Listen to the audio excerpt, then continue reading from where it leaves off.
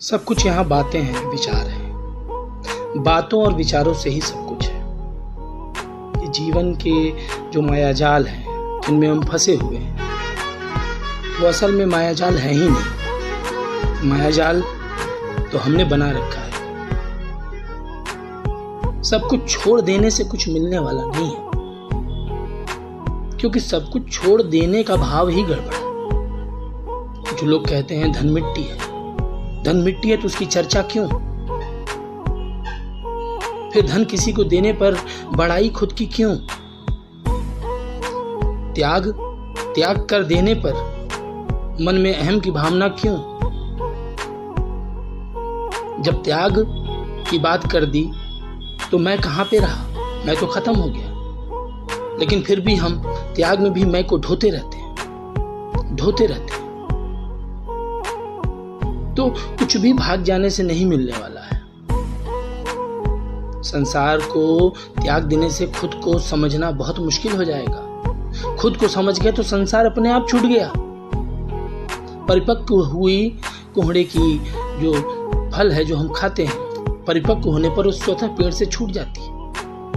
आम पक जाने पर स्वतः पेड़ की डालियों से टूटकर जमीन पे आ गिरते हैं। छोड़ा तो स्वयं एकाकी हो जाओगे। छोड़ना भी नहीं है, तटस्थ रहना। तटस्थता में ही मोक्ष का मार्ग छुपा हुआ है। त्याग, आज समाज में त्याग की बात बहुत होती है। कोई कहता है मैंने लाखों गंवा दिए, कोई कहता है लाखों खर्च कर दिए, मैंने ये कर दिया, मैंने ये त्याग किया, मैंने वो क्या त्याग किया। तुमने त्याग किया ही कहां?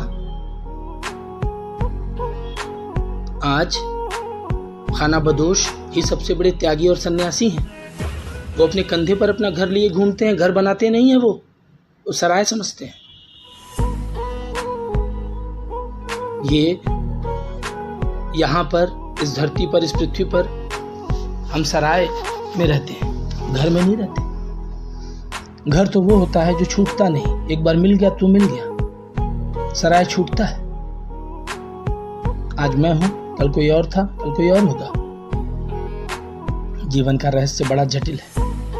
उतना भी नहीं कि हम उसे जटिल कहें, परंतु हाँ, आवरण से बाहर निकलना होगा।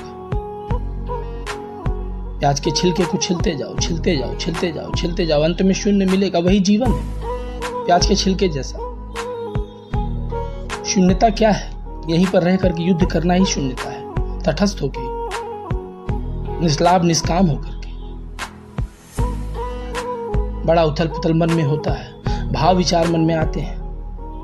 जीवन की गहराइयों में उतरने से व्यक्ति डरता है, मैं भी डरता हूं। लेकिन जीवन अजीब है, समझ में नहीं आता किस दिशा में जाए। दिशा कौन सी? बुलबुले हैं हम लोग। समुद्र में लहरें, तरंगे उठती हैं। हर लहर की अपनी ऊंचाई है, लेकिन अंतोगत्वा वो एक बुलबुला है, बुदबुदा है उस बड़े सागर का। ईश्वर में हम हैं, हम में ईश्वर है। ईश्वर को ढूंढने की आवश्यकता नहीं है। खुद में तटस्थ हो जाए तो ईश्वर की प्राप्ति हो जाती है। और जिस दिन ईश्वर की प्राप्ति हो गई, कह नहीं पाओगे, बता नहीं पाओगे, वो असंभव है। क्योंकि ईश्वर को जानने के बाद तुम स्वयं में नहीं रहते।